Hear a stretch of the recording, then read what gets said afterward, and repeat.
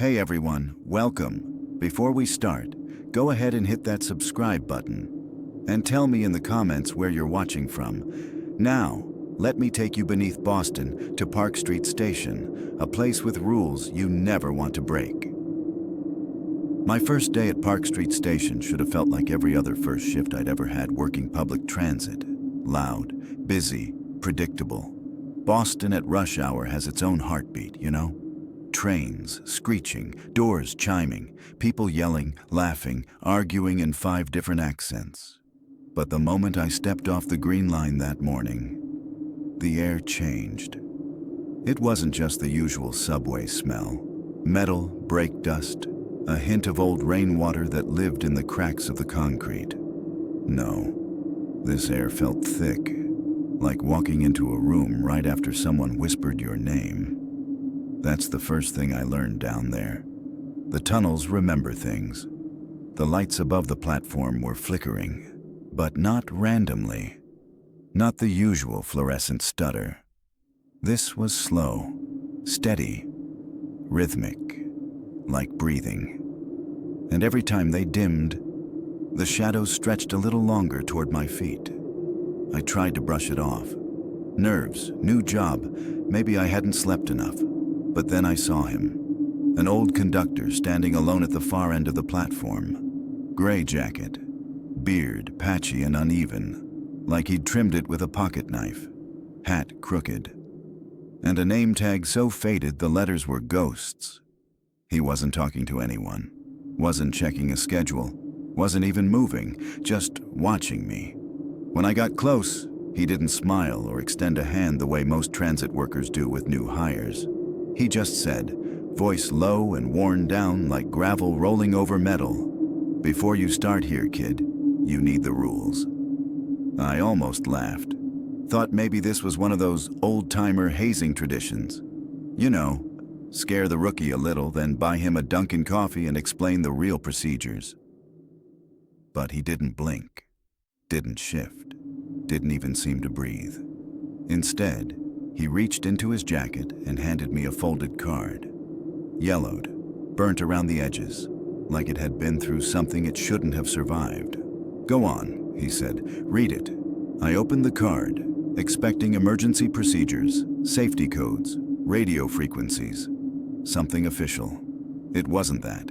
It was 7 handwritten lines, short, sharp, unsettling, and not a single one made sense. Rule 1. If the tunnels hum back, or it will think you're hiding. Rule 2, never board an empty train after 1:13 a.m., no matter who calls for help.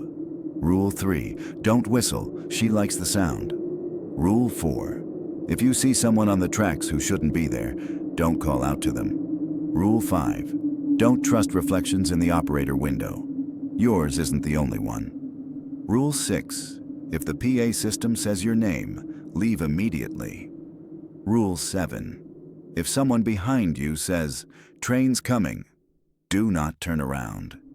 My mouth went dry, because no matter how silly it sounded, every rule felt like it had been written with fear, not ink. I looked up to ask him what kind of joke this was, but his eyes, pale, glassy, too old for the rest of his face, locked onto mine like he'd been waiting years just to deliver this moment. "Listen to me," he said. His voice didn't shake, but there was something hollow under it. "Follow him, or this place will swallow you like it swallowed the others." I tried to form a question.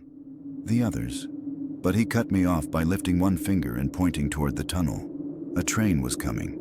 I heard it, I felt it. The rails vibrated under my shoes. But the old man, he didn't react. Didn't step back, didn't even glance at the oncoming headlights. He just whispered, "You're already in it now." I turned toward the approaching train for half a second. Instinct. Then snapped my head back toward him. He was gone, not walking away, not blending into the crowd.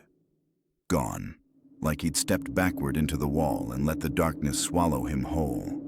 And as the train screeched to a stop in front of me, the doors hissed open, and every fluorescent light above me dimmed at once, all the way down to black, just for a heartbeat. I looked at the card in my hand again. The edges were warm, like someone had burned them today, not years ago. And when the lights flickered back to life, I swear I heard something in the tunnel hum. Low, deep, curious, almost like it was waiting for me to hum back. My first official shift at Park Street started at 5 p.m. sharp, prime chaos hour. The time of day when Boston feels like it's trying to squeeze every living soul into the same 4 train cars. Park Street was heaving. Students with backpacks bigger than their bodies. Commuters power walking like their lives depended on catching the next train. Tourists taking flash photos of 100-year-old tiles like they discovered ancient ruins. I took a breath and told myself, just do the job. Announce the arrivals, check the platforms, keep the drunks from getting too close to the yellow line. Easy. The old conductor and his rules? I'd decided those were stress-induced hazing rituals from a man who'd spent too many years underground. We all get weird after enough time below the city. Or so I thought. About an hour into the shift, I started noticing something off. Nothing dramatic, nothing supernatural, just little things. A gust of cold air blowing through the station even though no train was coming. A faint humming that didn't match any mechanical rhythm I recognized. Platform lights dimming for exactly 1 heartbeat, then flaring back on like nothing happened. Normal people didn't notice, but I wasn't normal people. Not anymore. Not after reading those rules. Still, I tried to push it out of my mind. I walked the Red Line platform, called out the arrivals, helped a guy who was way too drunk to be vertical sit on a bench. Park Street, next stop downtown crossing, I repeated into the PA. Routine, familiar, anchoring.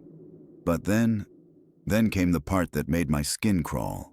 Every so often, someone would walk right up to the far end of the platform, the dark end, where the tunnel curves and the light never reaches. They weren't waiting for a train. They weren't checking their phone. They weren't looking around for a friend.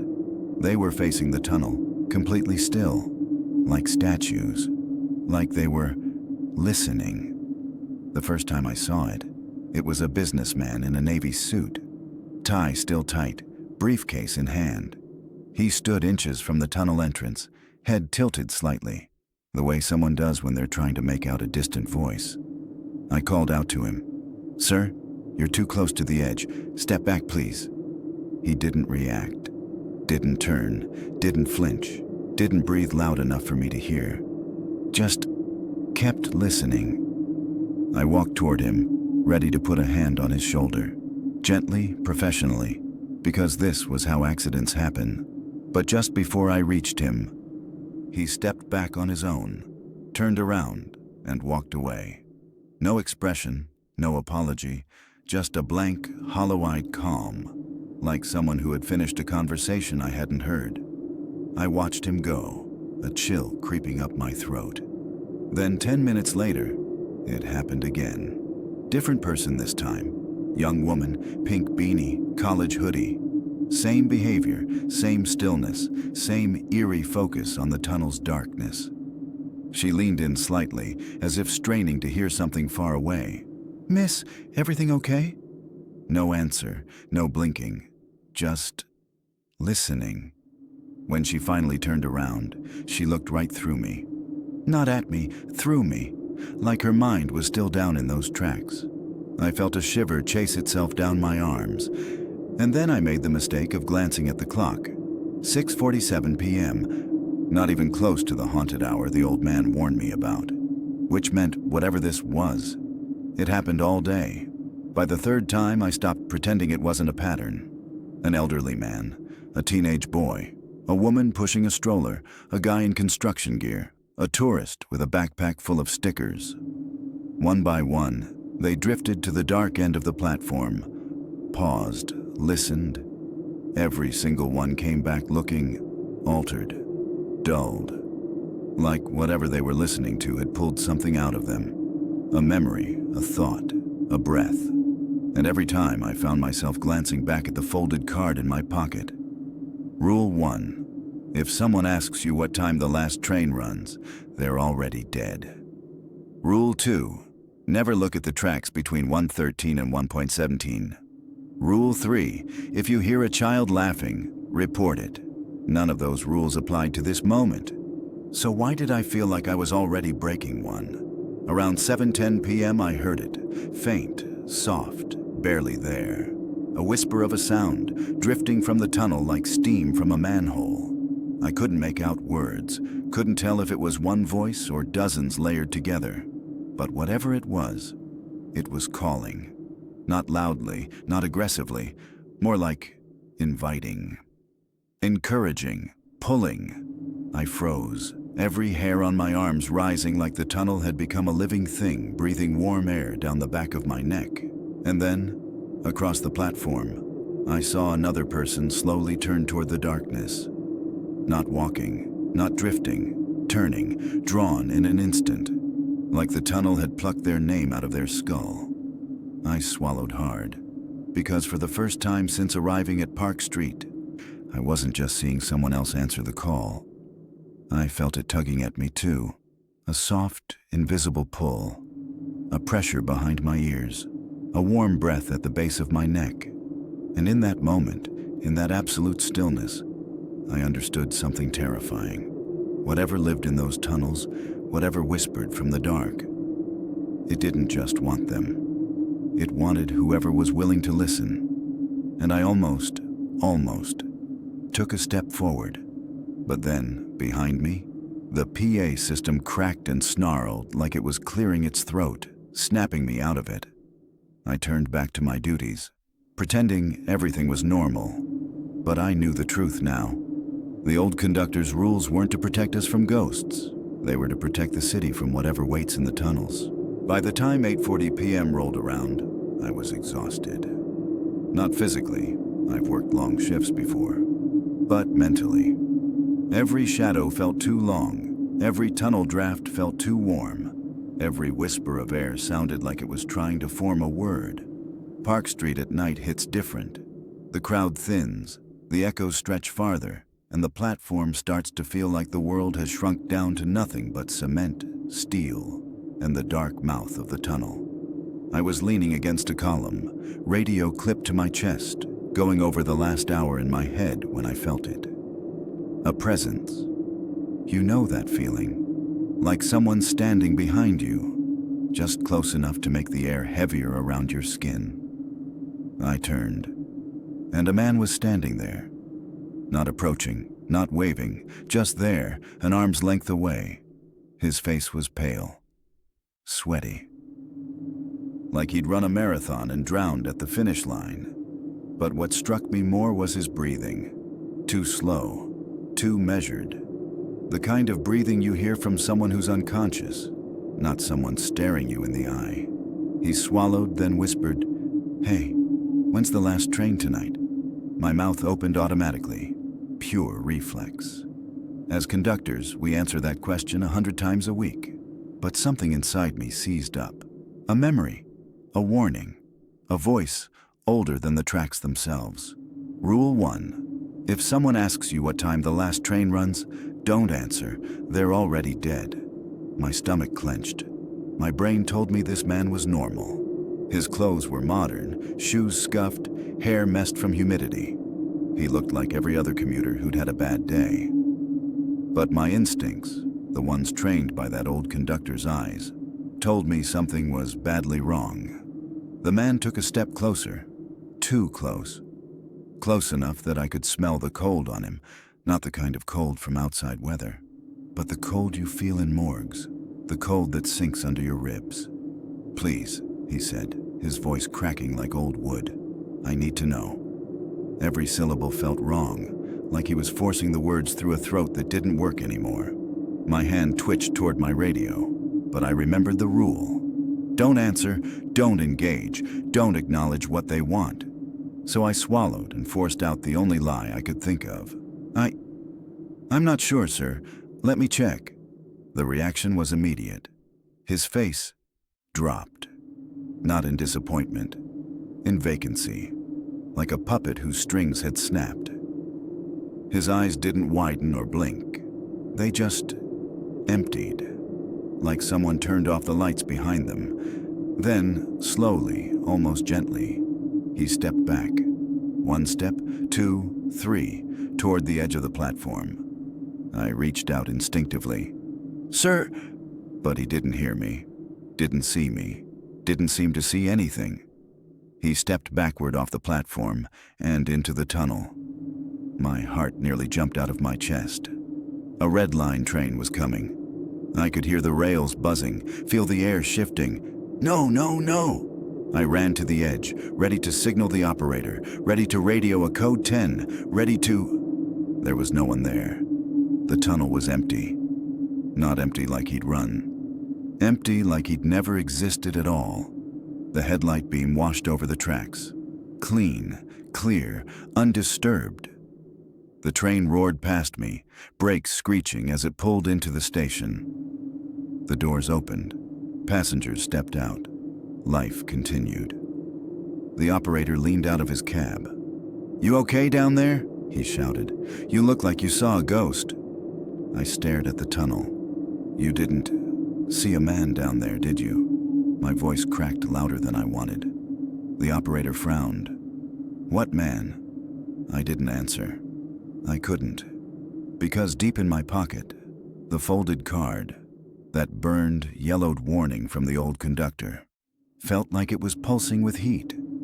As the train doors closed, I caught my reflection in the operator window, and even that looked shaken, distorted somehow by the shadows behind me. When the platform emptied again, I replayed everything in my mind. The pale skin, the unnatural breathing, the whispered question, the empty eyes, the vanishing. And Rule 1, echoing over and over, "They're already dead." The thought hit me slow, like a cold wave rolling up my legs. That man hadn't stepped into the tunnel. He'd gone back to wherever, whatever, had been using him in the first place. I leaned against the pillar, shaking, my radio crackling softly at my side. The old conductor wasn't crazy. He wasn't hazing me. He wasn't telling ghost stories. He was giving me survival instructions. And Rule 1, it wasn't a warning. It was a test I'd barely passed. And I realized then, with a sick, sinking certainty, this station wasn't just haunted. It was hungry. By 11:30 p.m., Park Street Station had finally quieted. The rush hour madness was long gone. The students, commuters, and tourists had trickled away, leaving behind that hollow kind of silence you only get in old tunnels late at night. There is a moment, every conductor knows this, when the station feels like it exhales. A long, slow breath, like something enormous settling deeper beneath the concrete. I was standing halfway down the platform, leaning against a support pillar, listening to the distant hum of the rails cooling for the night. And that's when I heard it. A sound that stopped my heart cold. A child's laugh. It drifted through the tunnel like a pebble skipping across water. Light, airy, far away, but crystal clear. Not playful, not mischievous, just wrong. Because there were no children underground this late. None. The air around me stilled instantly. No breeze, no vibration. Just that ghostly echo bouncing between the tunnel walls. I straightened, instinctively reaching for my radio. "Dispatch," I muttered, trying to keep my voice steady. "This is Park Street. Anyone report a missing child? Maybe wandered down the tunnels?" A burst of static answered me, sharp enough to raise goosebumps on my arms. Then finally, a crackling voice cut through. "Don't go looking." That was it. No explanation, no clarification, just that. But the tone, God, the tone. It didn't sound like a warning. It sounded like a plea. I lowered the radio slowly. The laugh came again. Closer this time. Too close. No longer drifting like an echo. Now it had weight, direction, a presence. It came from deep in the tunnel, around the bend where the shadows pooled like liquid. A soft, high giggle, the kind that should have belonged to a toddler on a playground. But the playground wasn't here. Here was metal, concrete, dust, decay. I backed up a few steps, my boots scraping against the platform. My breath felt too loud in my chest, too warm in the cold air. And the laughter shifted. Not louder, nearer, like whoever or whatever was laughing had taken a few small steps toward me. My mind raced. Rule 3 whispered through my memory like the old conductor himself had carved it into my bones. If you hear a child laughing underground, report it. Don't go looking for them. I took another step back because I realized something horrifying. The laugh had no echo anymore. Anyone who's ever been in a tunnel knows. Every sound echoes. Every footstep, every cough, every whisper. This laugh didn't. It was as if the tunnel itself swallowed it whole, so it could send it forward clean, direct, aimed. My hand was shaking now. I didn't know whether to run, radio again, or close my eyes and pretend the sound wasn't inching closer and closer. My instincts screamed at me. Don't look into the tunnel. Don't call out. Don't approach. Don't do anything that acknowledges it. But the laugh kept coming. Small, happy, hungry. I was almost at the center of the platform when I felt a figure step up beside me. Silent, unannounced. I turned. The old conductor stood there. Same gray jacket, same patchy beard, same eyes that looked older than the city itself. He didn't need to ask what I'd heard. He just listened with me for a moment, tilting his head slightly. The laughter rippled faintly. He nodded. "Good," he murmured. "You're learning." My throat tightened. "What? What is that?" I managed to whisper. He didn't look at me. He kept his eyes on the tunnel. "Kids don't laugh down here," he said quietly. "Not anymore." His voice carried a sadness I couldn't describe. A knowledge, a history, like he'd once known the children who did laugh down here, like he'd once tried to save them, or failed to. I glanced at him, wanting more answers, wanting to understand. But he lifted a finger, slow, commanding, motioning for silence. The laughter fizzled out. Not like someone walked away, more like someone pressed mute on reality. The sudden absence of it was worse than the sound itself. The old conductor exhaled, long and tense, then finally looked at me. "You did the right thing," he said. "You called it in. You didn't move toward it. You didn't call out. You didn't let it know you heard it." I swallowed. What would have happened if I did? He looked at me with that hollow, haunted stare. "You'd be hearing it, from behind you instead." He walked away after that, disappearing down the platform with slow, deliberate steps. But before he rounded the corner, he said without turning around, "If the laughing ever stops suddenly, that's when you run." Then he vanished into the shadows. And in the cold silence that followed, I finally understood. Some sounds in these tunnels aren't meant to be followed. Some are meant to lure. And some, like the laugh of a child where no child should be, are meant to replace the silence left by the ones who came before you. By 10:15 p.m., Park Street Station had emptied out into a strange kind of quiet. Not peaceful, not restful, but the kind of quiet where the air feels too still, too expectant, where every footstep echoes twice, where the shadows seem to lean in, listening. I dealt with the whispering tunnel, the vanished man, the laughing child. But nothing prepared me for her. The woman in the red coat. I was walking the outbound platform, checking the emergency intercoms, when movement caught the corner of my eye. A figure, slim, long dark hair flowing like it was underwater, and a coat, bright red, but not the modern winter kind. This looked vintage, heavy wool, something from a decade long buried. She walked slowly, too slowly. Each step dragged like she wasn't used to moving her legs, like she was remembering how to imitate walking instead of actually doing it. At first I thought she was drunk, or maybe cold, maybe lost. But then she turned her head toward me, and her face didn't match her steps. Her body moved one way, graceful and smooth, while her head twisted the other direction, bone stiff and puppet-like. I froze. Because I'd read this in Rule 5. The woman in the red coat isn't real. Don't help her pick up anything she drops. My pulse hammered in my throat. I knew I should turn away. Walk off. Go anywhere except closer to her. But she was positioned perfectly at the center of the platform, illuminated under a flickering light that seemed to pulse with her movements. The station held its breath, and then she dropped her purse. The leather bag hit the tiles with a soft, almost rehearsed thud.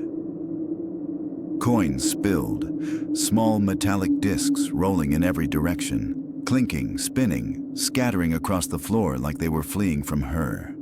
She bent down to gather them, but she didn't bend like a normal person. It was too slow, too smooth, like a film being dragged frame by frame.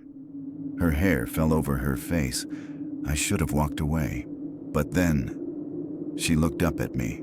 No. She tilted her head upward. Her neck didn't move naturally. Her shoulders stayed perfectly still as her gaze lifted. Her eyes locked onto mine. They did not blink. Not once. And over her unmoving lips came a whisper. "Can you help me? Please?" The voice didn't fit the mouth, didn't fit the body, didn't even fit the tunnel. It sounded layered, like three voices stacked slightly out of sync. One high, one low. One whispering directly into my ear even though she stood 20 feet away. I felt ice spread under my skin. That was no lost passenger. That wasn't even human. My hand went instinctively toward my radio, but my fingers tightened instead around the folded card in my pocket. Rule 5 pulsed through my mind like a heartbeat. The woman in the red coat isn't real. Don't help her pick up anything she drops. I forced myself to swallow, then shook my head. A small motion, barely noticeable, but she noticed. Oh, she noticed. Her lips stretched into a smile so wide it shouldn't have been possible.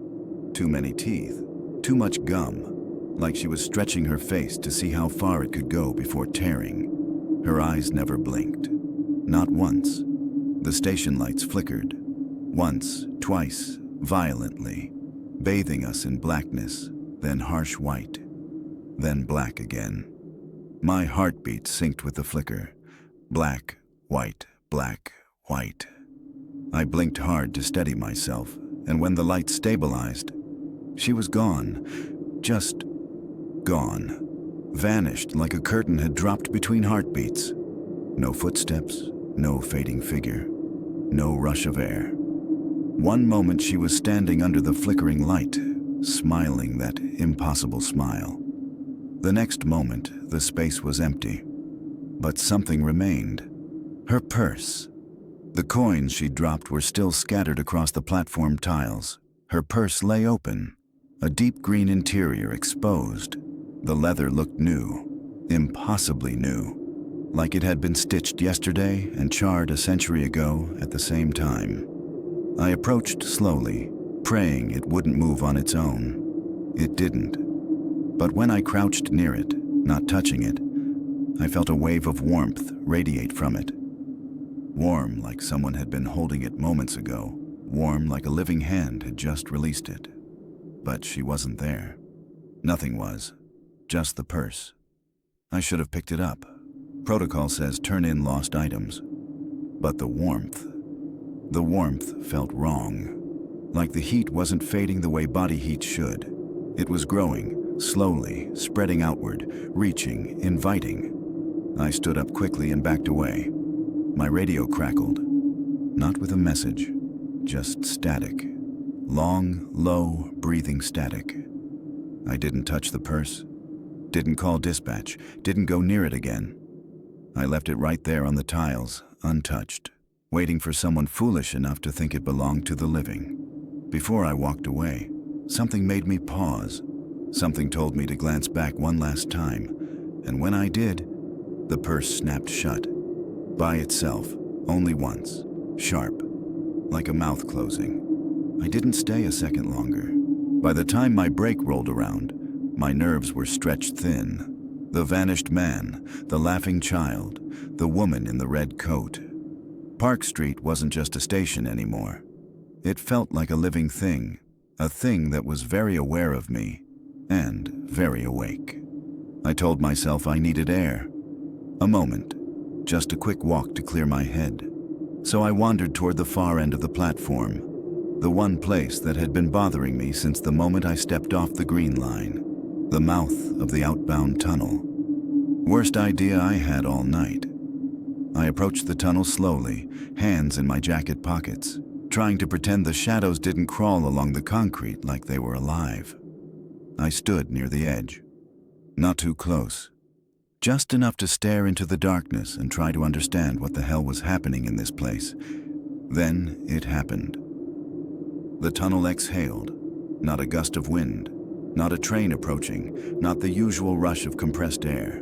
This was a breath, a long, slow, warm exhale that rolled over me like a giant sleeping thing had just let out a sigh right at the edge of my boots. The air moved with intention, steady, directional, heavy enough to ruffle my uniform shirt. I froze, completely. My brain stuttered between logic and terror. Air systems, ventilation, train displacement. None of those explanations fit. No mechanical vent breathes like a living creature. This felt natural, organic, alive. I shut my eyes for half a second.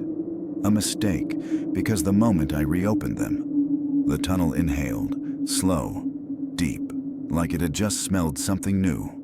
Me. Before I could take a step back, I heard it. A sound from deep inside the tunnel, far beyond the curve, where the shadows thickened into pitch black. A dragging sound, heavy, wet, slow. Like something enormous was crawling just beneath the gravel.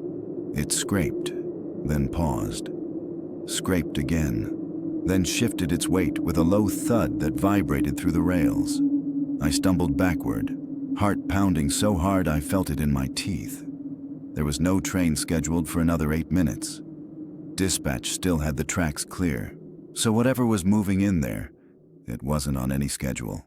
The air pressure changed, subtle but real, like the tunnel was expanding slightly, widening, stretching, to let something through. My breath hitched. My body knew before my mind understood. Something was coming, something big, something that didn't walk upright, something that scraped and slithered at the same time. I should have run. I should have sprinted back down the platform and radioed for backup. But terror does strange things. It roots you, freezes you, makes you listen even when you know you shouldn't. And all I could hear was the slow, rhythmic drag inching closer inside that blackness. I leaned back, one foot stepping behind me. The tunnel inhaled again, deeper this time, and the rails hummed under my boots. Not from electricity, from movement, large movement, alive movement. My throat tightened. Then, a hand clamped onto my shoulder. I gasped, nearly swinging at whoever touched me. But when I turned, the old conductor stood there, his grip firm, his expression carved into something close to fear, the first emotion I'd ever seen on his face. "Kid," he muttered, his voice low and sharp. "What did I tell you about staring into the damn tracks after hours?" I opened my mouth, shaking. He didn't let me finish. He pulled me away from the edge with surprising strength, almost dragging me toward the center of the platform. "Rule 2, he said roughly, his eyes fixed on the tunnel behind me. "Don't look directly at the tracks between the late trains. That's when they wake up." They, plural. My skin crawled. I swallowed hard. What? What's in there? He didn't look at me, didn't blink, didn't even shift his stance. He just stared into the dark while that dragging noise continued. Slow, patient, as if whatever lived there knew it had missed its chance. "You don't want to know," he murmured. I believed him. For a moment, everything went silent. No dragging, no breathing, no movement. Just a deep, unnatural stillness that made the hair on my arms rise. Then, a low rumble vibrated through the tunnel. Not mechanical, not electrical. A growl. The rails shook beneath us. The old conductor tightened his grip on my arm. "We're leaving," he whispered. Then he leaned close to my ear and said something that lodged itself deep inside my spine. "If you stare into the dark down here long enough, it stares back." He guided me away until we were halfway down the platform. Only then did the dragging sound fade. Only then did the air stop moving like lungs expanding and collapsing. Only then did the tunnel go quiet. I didn't ask him again who they were. I didn't want to hear the answer. Because whatever was breathing in that tunnel, whatever was crawling toward me, it wasn't human, and it wasn't alone. By 1 a.m., Park Street Station wasn't just quiet. It was hollow, like the whole place was holding its breath, waiting. The fluorescent lights overhead buzzed softly, flickering in slow, tired pulses. My shift was supposed to end soon, but when you work underground this late, time stops feeling real. I leaned against one of the support beams, checking the lineup for the last trains of the night, the legitimate ones, when a pressure crawled into my ears.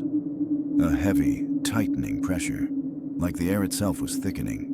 Then the temperature dropped, not gradually, instantly. A wave of cold rolled across the platform, sharp enough to sting my nose. I checked my watch. 1:14 a.m., a chill spread through my bones. Rule 4 whispered through my mind exactly the way the old conductor had said it. If a train arrives with no lights on and no operator, don't board it. Don't let anyone else board either. I didn't even have time to breathe before it happened.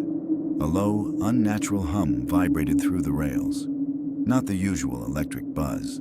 This was deeper, older, like something climbing up from beneath the tracks. Then the lights along the platform dimmed. Not flickered, folded inward, like the darkness was swallowing them. And out of the tunnel came a train. A full red line train, coasting slowly, silently toward the platform. But something was wrong. Everything was wrong. There were no headlights, no interior lights, no digital display, no operator in the cab, no silhouettes, no movement, no life. The entire train was blacked out, a hollow metal shell sliding across the tracks like a corpse on wheels. I felt my body freeze. My brain screamed, "Run, hide, don't look." But I couldn't move. The train glided to a stop perfectly aligned with the edge of the platform. The doors hissed open. Not all of them, just the ones closest to me. Invitingly, silently. Behind me, I heard footsteps, then voices. A small group of late-night commuters approached. A man in a construction vest. A woman hugging her coat around herself. 2 college kids. An older gentleman gripping a cane. All of them walking in a straight line. All of them staring into the dark interior of that train. None of them even hesitated. They moved like sleepwalkers, like they were answering a call only they could hear. "No!" I shouted, pushing forward, raising my arms. "No one boards this train!" My voice echoed too loudly in the still air. The commuters stopped. Most looked confused, but one man, tall, tired, trembling, glared at me. "My wife is on that train," he said, voice cracking. I stared at him. "There's no one on that train, sir." His jaw clenched. "She texted me. She said she was stuck on—" "There's no one on that train," I repeated, louder, firmer, forcing myself to sound like I believed it. Because I needed him to believe me. He took a step back, his expression trembling between anger and fear. But he didn't move toward the doors again. Then, something happened that I will never forget. From inside the pitch-black cabin, something whispered, soft, close, directly into my ear, except I was meters away from the doorway. A voice that was not any one person's voice. Not male, not female. Not young, not old, just hungry. "Come aboard." A sound like breath sliding through teeth. I felt every muscle in my neck tighten. The commuters froze. The man who demanded to see his wife stopped breathing for a moment. Everyone stared at the empty cabin. Then the whisper came again, but this time layered, as if dozens of voices were speaking at once, some pleading, Some mocking, some crying, some laughing soft, distorted laughter. "Come aboard." The lights flickered violently. The cold intensified. My breath fogged in the air. I stepped in front of the open doors again, heart hammering. "You need to step back," I said loudly to the commuters. "This isn't a passenger train. This train is out of service." No one argued, not after hearing that voice. Without warning, the doors slammed shut. All of them. Not with the usual mechanical slide, with force, like something inside had grabbed them and pulled them together. The entire train jerked, once, then rolled back into the tunnel. Slow at first, then faster. The darkness swallowed it whole, not like a train disappearing around a bend, like a mouth closing, in one gulp. The cold vanished instantly. The lights brightened. The pressure in my ears eased. The platform felt normal again, as normal as it ever was. The commuters shivered like they were waking from a dream. The man with the cane muttered, "What the hell was that?" I didn't answer, because I knew exactly what it was. And so did the old conductor, who appeared silently beside me, his eyes fixed on the tunnel. He spoke without looking at me. "That train comes once a night," he said. "Sometimes twice. Depends on how many it wants." "What does it want?" I whispered. He finally turned to me. His voice cracked with something I couldn't name. "More passengers." He walked away. I didn't move for a long time after that, because I realized something. The ghost train didn't come to pick people up. It came to collect. I wish I could say the ghost train was the worst part of that night. I wish I could say the cold air, the whispers, the vanishing commuters, that any of it held a candle to what happened next. But nothing prepared me for what was waiting when I went back to the platform. Rule 7. The one I thought I'd never have to face. If someone who looks exactly like you stands on the opposite platform, leave immediately. I used to laugh at that one. A doppelganger. A copy of me lurking underground? Sounded like a myth told by sleep-deprived conductors. Until the night I saw him. Until I saw myself. It happened as I rounded the corner returning from the ghost train incident. The platform was empty, or it should have been. But across the tracks, standing completely still beneath the outbound sign, was me. Same height, same uniform, same hat tilted just slightly to the left, same tired stance like I'd been on my feet too long. At first I thought it was a trick of the glass, a reflection, some weird lighting illusion. But the moment I stepped forward, he didn't mirror me. He didn't flinch. He didn't even blink. He just watched, like he'd been waiting. I froze. The tunnel air felt thick again, heavy enough to push against my chest. My double's eyes were locked onto mine. Not curiosity, not recognition, not confusion, just emptiness. Flat, cold, emotionless emptiness. It was like staring at your own corpse. He slowly lifted his chin, meeting my gaze fully. My knees weakened. My radio buzzed at my side, but I didn't dare reach for it, because then he moved. Not toward me, not away, but in a way that made every bone in my body scream. He tilted his head, slowly, painfully slowly. It wasn't natural. No human tilts their head like that. Not that far, not that angle, not with their neck bending as if it had too many joints. The angle kept going, and going, until his ear almost brushed his shoulder. Then he snapped it upright again in one clean motion, like a puppet pulled straight by its strings. My breathing hitched. I stepped back. He mirrored the step perfectly. I lifted my hand instinctively. He did not. And that's when I understood. This wasn't a reflection. This wasn't a hallucination. This wasn't a trick of the lights. This thing, whatever it was, did not know how to mimic a person. It only knew how to mimic me. Then he did something that nearly took my legs out from under me. Slowly, deliberately. He raised his arm and pointed. Not at me, but behind me, toward the tunnel. Toward the black mouth where the breathing had come from, where the dragging had echoed, where something had stirred when I got too close. He pointed at the darkness and smiled. Not my smile, not any human smile. A stretched, splitting grin that pulled too far up the cheeks, exposing too much gum, too many teeth, too much void. My heartbeat stuttered. There were no trains scheduled, no reason for anything to come out of that tunnel. Yet the rails behind me vibrated, faintly, almost imperceptibly, like something was crawling toward the surface, called by the presence of this imitation of me. Everything in my body told me to run. Everything in my bones told me I was prey. Everything in my soul told me Rule 7 wasn't a warning, it was a countdown. I backed away again, slowly this time. He didn't mirror it. Instead, he lowered his hand and stood perfectly straight, perfectly still, every muscle frozen, waiting, watching, measuring. I realized then that I wasn't looking at a copy. I was looking at something wearing me, something trying to figure out how I moved, how I breathed, how I reacted, something practicing. My voice barely worked, but I whispered it aloud, as if saying it would keep me alive. Rule 7, Rule 7, God, Rule 7. My hands went numb. My throat tightened. My legs finally remembered how to move. I turned and ran. Full sprint, boots slamming tile, radio bouncing against my chest, my breath echoing louder than the rails behind me. I didn't look back. I couldn't, because I knew the truth.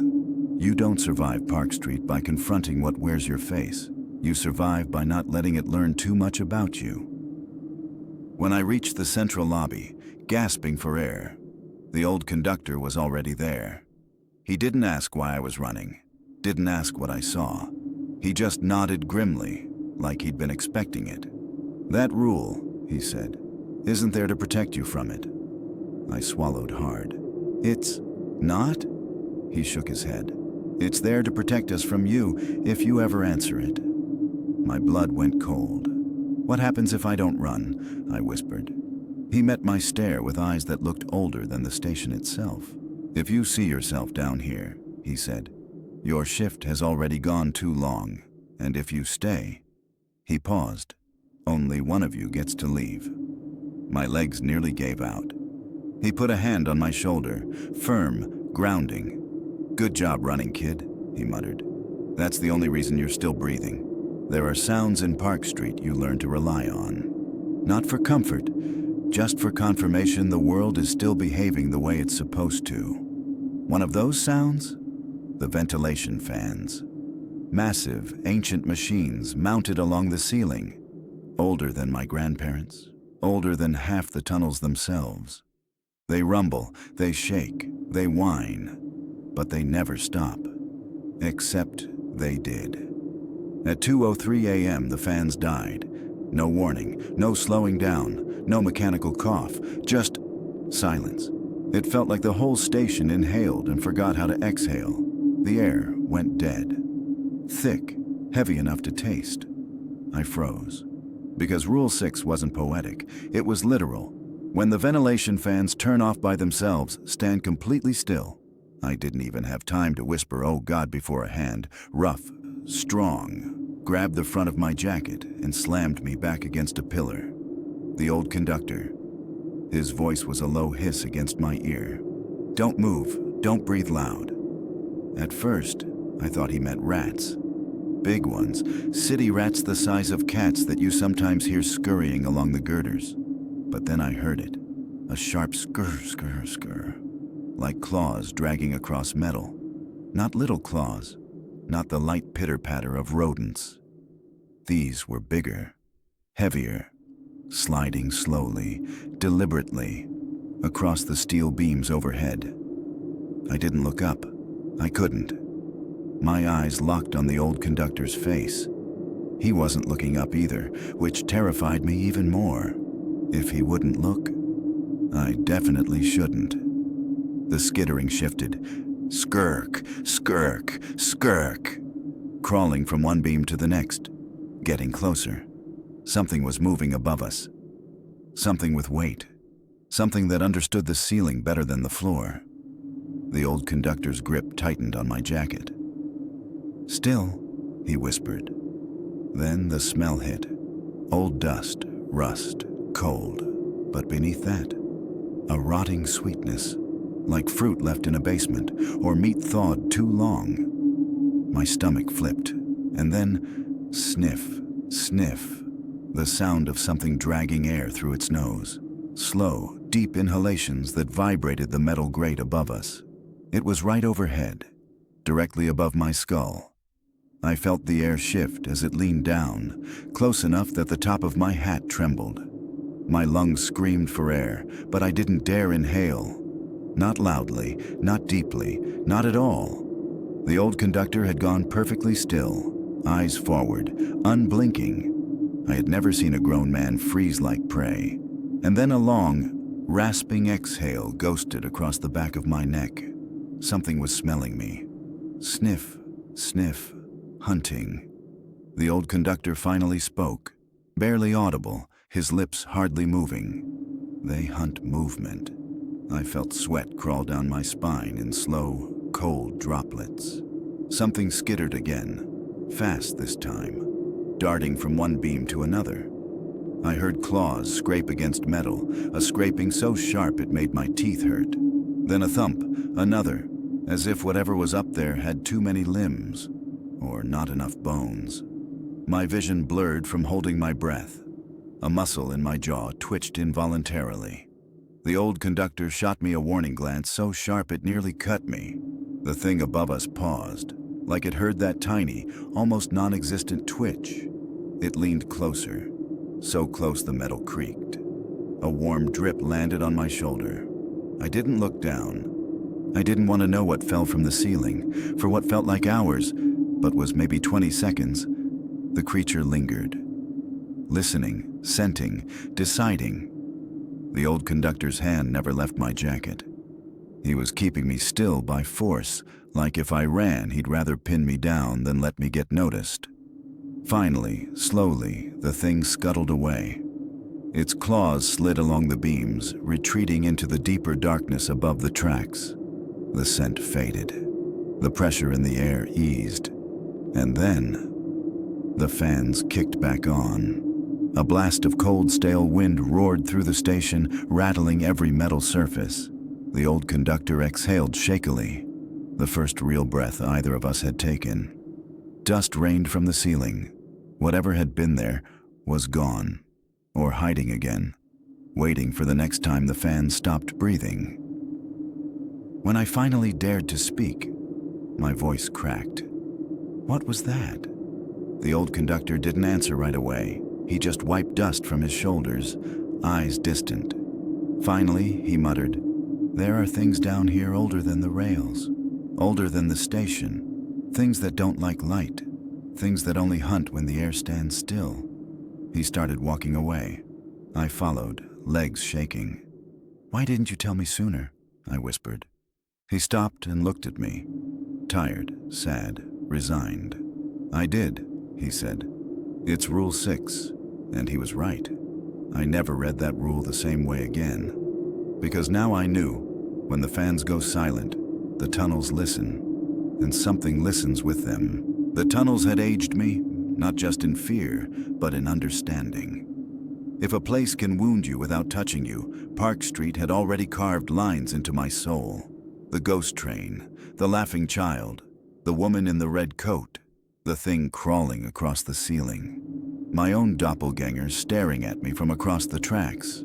And through all of it, the old conductor had appeared at every critical moment. A shadow, a guardian, a warning. But I had reached the limit. I needed answers. Real ones. So as the station settled into the dead silence of 3 a.m., I found him. Standing near the outbound platform, cap low over his face, coat buttoned to his throat, hands folded behind his back like a man waiting for a train that would never arrive. I approached slowly. This time, he didn't intervene, didn't warn me, didn't whisper any rules. He just watched me with those pale, time-worn eyes. And I finally asked the question that had been clawing at me the entire night. Why give me these rules? Why not shut this place down? Why let anyone come down here at all? At first, he didn't answer. He just stared at the empty tracks, expression heavy with something like grief. Then he sighed. The longest, softest, most exhausted breath I'd ever heard from a human being. Except, I wasn't sure anymore that he was one. He didn't look at me when he spoke. "This station," he began, voice low, "is older than the city above it." A chill moved through my bones. "Older than Boston," I whispered. He nodded slowly. "Older than most maps, older than most records, older than what people think was here before the colonists arrived." He finally turned toward me, and there was something ancient in his gaze. "The tunnels go deeper than anyone admits," he said. "Deeper than trains, deeper than bedrock, deeper than history." He pointed toward the tunnel, not with fear, not with anger, but with respect. "Those things you saw tonight, those weren't hauntings, they were reminders." He lifted the folded card, my card, from my pocket with 2 fingers, as if he had placed it there himself. "These rules aren't instructions," he said softly. "They're boundaries, barriers, thin walls between what's human and what isn't." I swallowed hard. "But why give them to me? Why not report this? Why not shut this whole place down?" The old conductor chuckled, a dry, brittle sound. "You think the city doesn't know?" he asked. "You think the MBTA hasn't tried?" My stomach twisted. "What do you mean?" He shook his head. "Some places don't close. Not because people refuse, but because something else refuses to let them." He stepped closer, close enough for me to smell dust, metal, and something faintly electric on him. "Park Street was built on top of something that was already here," he whispered. "And the trains, they're not the first thing that moved underground." Then he did something I never expected. He unpinned his badge. The metal was worn, the numbers half faded, edges smooth from decades of touch. He held it out to me. "It's your turn now," he said simply. My mouth went dry. "What? No, why? You can't just—" "I'm done," he said quietly. "My shift ended a long time ago." He placed the badge in my hand before I could refuse. The metal was warm, too warm, like someone had been wearing it for hours. He gave a small nod. "You lasted 1 night," he said. "Longer than most. That means something." I stared at him. "Where are you going?" He didn't answer. He just turned toward the old stone staircase that led up to the street. His boots echoed softly as he climbed. Clack, clack, clack. Halfway up, he paused and said without turning, "The rules won't save you. They only give you time." My throat tightened. "Wait," I called. "I still have questions." He took another step, and another. But something felt off. He wasn't getting farther away. He was growing fainter. His outline dimmed. His coat lost color. His steps softened. He reached the top of the stairs and never emerged into the street above. He simply faded, like smoke dissolving into air, like he'd never been there at all. I stared at the empty staircase, badge trembling in my hand. The silence was suffocating. I whispered, "Was he even alive?" No answer, just the distant hum of a tunnel that never fully sleeps. And in that moment, I understood something horrifying. The rules weren't handed down by employees. They were handed down by survivors. And now, I was one of them. By 2 a.m., every nerve in my body felt frayed, like thin wires sparking against metal. My shift was technically over, but I swear Park Street Station didn't know what over meant. It felt like the walls were watching me pack up, like the tunnels were holding their breath, waiting to see if I'd make it out. I walked slowly toward the exit, boots dragging, head pounding, uniform clinging to cold sweat. I needed air, real air, street air, anything that wasn't thick subway oxygen that tasted like old stone and secrets. I crossed the platform, passing the yellow line one last time, and then the PA system crackled. Not the usual static. This sounded like someone clearing their throat through broken speakers. Last call, southbound. My shoulders tensed, because that wasn't Boston Dispatch. That wasn't any voice I'd heard over the radios all night. That voice, it was mine. My exact pitch, my cadence, my breathing. It felt like listening to a recording of myself made by something that didn't quite understand how humans speak. I froze. No conductor freezes at the sound of their own voice. But when that voice echoed across the empty station, distorted, stretched, wrong, it felt like ice water poured down my spine. I turned my head slowly. That's when I saw it. At first, it didn't move. Just stood in the far corner of the platform, half wrapped in shadows. Then it stepped forward, and the lights flickered in a slow, pulsing rhythm, like the station was breathing with it. My stomach twisted, because the figure walking toward me was me. Same height, same uniform, same smudge on the left sleeve where I'd brushed the railing earlier. Same tired sag in the shoulders, same shaking hands, except the shaking wasn't from exhaustion. It was anticipation. The other me tilted his head, just like the one earlier had, but this one tilted it even farther, like it was testing how far the human neck could bend before snapping. My breath hitched. That thing, that copy, that mimic wearing my face, stepped fully into the light and smiled. Not my smile. Something stretched wider, something too eager, something too aware. He whispered in my exact voice, "Shift's not over." My blood ran cold. Rule 7. Oh God, Rule 7. If someone who looks exactly like you stands on the opposite platform, leave immediately. But this wasn't the opposite platform anymore. This one crossed the tracks. This one came upstairs. This one followed. This one wanted proximity. This one wanted me. My legs nearly buckled. The PA system crackled again. My own voice, soft, distorted, echoed through the station. "Conductor, stay, a little, longer." The shadow me stepped closer, mimicking my breathing, my stance, my fear. Except his breath didn't fog in the air. Mine did. His eyes didn't blink. Mine burned with tears. His fingers twitched, slow, deliberate, like he was practicing how human hands move. I stumbled backward. "Stay," it whispered again. "Shift's not over." Something inside me broke. Not from fear, from instinct, pure animal instinct. I ran, full sprint, boots slamming the platform, heart battering my ribs, breath cutting my throat. Behind me, I didn't hear footsteps.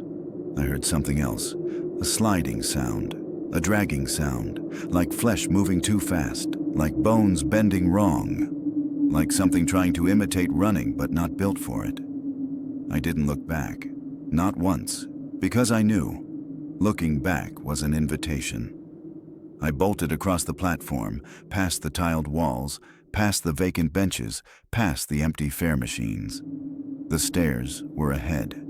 Bright, real, human. I lunged upward. Every step felt like wading through freezing water. The PA system howled behind me. My voice again, louder, warped. "Conductor, don't leave!" Something slammed against the bottom of the stairwell, hard enough to shake the railing. I didn't stop, didn't think, didn't breathe. Rule 7 screamed through my mind like fire. If you see yourself down there, your shift has already gone too long. Halfway up, I heard my voice again, closer. "Come back!" I sprinted. The night air hit my face like a slap. I stumbled onto the street level, Boston lights startlingly bright, painfully normal, unbelievably alive. I collapsed against the brick wall by the entrance, gasping, shaking, sweat freezing on my skin. Below me, the sound stopped. Silence, then a final whisper, drifting up from the darkness as the station doors began to slide shut. "See you tomorrow, conductor." It said it calmly, matter-of-factly, like a promise or a threat. I watched the doors seal and the world above ground, Cars, lights, cold wind felt too real, too safe, too bright for what I'd just escaped. But I knew, deep in my bones. Park Street Station doesn't let go. Not fully. It just waits. Because once it learns your face, it never forgets it.